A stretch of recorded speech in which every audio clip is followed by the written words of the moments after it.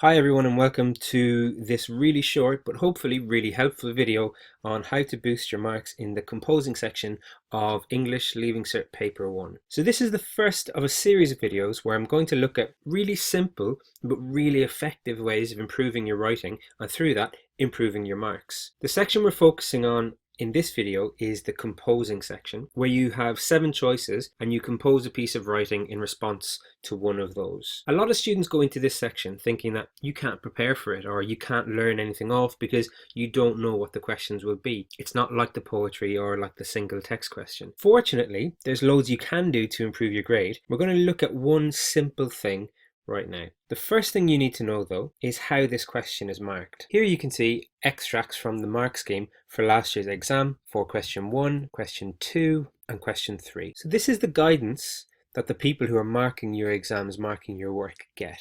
As you can see, there are some small differences between each of these questions and how they are marked. A descriptive essay, a personal essay, a short story. But there are 2 things that remain the same across these 3 examples, but all 7 questions in the composing section. And this is language and mechanics, L and M. It's worth focusing on these 2 aspects of the mark scheme for a moment. So L is quality and control of language and includes things such as your vocabulary, your syntax, which is the order of your words, and your punctuation. M is mechanics, and this means accuracy. Are there errors in your writing? Have you used apostrophes correctly, for example? Are there sentence formation mistakes? So across all 7 questions, what the examiner is looking for under L and M, worth 40% of your overall mark for that question, by the way, is very similar. There will be some important differences in how you use language for a speech versus how you might use it for a short story, for example. But simply in terms of mechanics, like punctuation, there are general things we can improve that will work across all questions. In this video,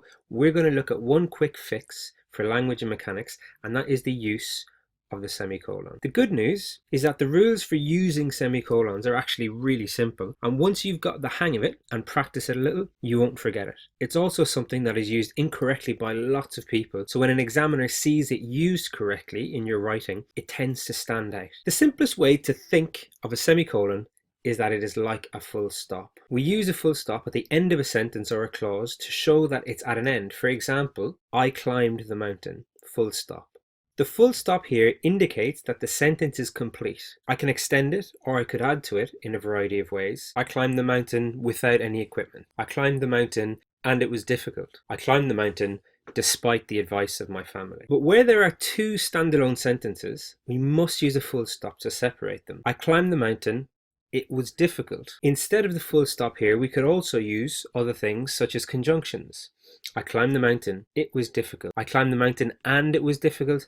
I climbed the mountain even though it was difficult. But we could also use a semicolon here. I climbed the mountain, it was difficult. So the first rule for a semicolon is that it joins 2 sentences that make sense on their own. I climbed the mountain, I didn't have any equipment. The second rule for a semicolon is that the 2 standalone sentences that it joins have to be about the same theme or topic. So this one that you can see, I climbed the mountain, I have a dog named Charlie, does not work because these 2 sentences are not linked by theme or topic. But you could say, I climbed the mountain, it was an unforgettable experience because the experience that was unforgettable was the mountain climbing itself. So the semicolon is really straightforward. It's not as strong as a full stop and it connects standalone sentences or clauses that are linked by theme or topic. Be careful not to overuse them, but when used well and correctly, it allows you to be that bit more sophisticated with your writing and to show your examiner that you are in control of the language you were using. The other way that semicolons are used is when you want to separate items in a list. This is less commonly used, but it's important to know. So if we stick with our mountain climbing for a second,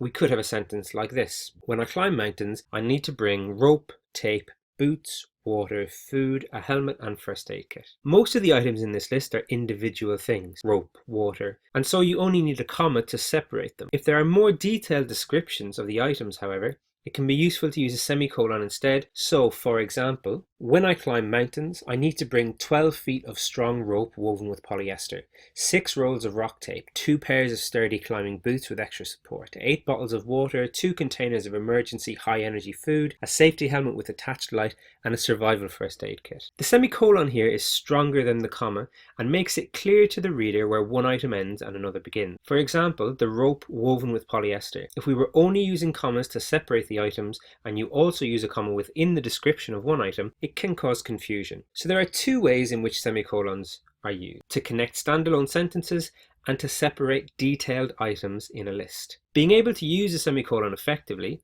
is a sign to an examiner that you are in control of your writing and, when used well, can greatly enhance the impact of your sentences. I hope that you found this useful and that it's improved your punctuation knowledge. Using sophisticated types of punctuation correctly in the composing section of English Paper 1 will definitely allow you to get more marks on the language and mechanics part of the mark scheme. Please subscribe to the channel, like and leave a comment, and come back for more videos in this series and on other topics.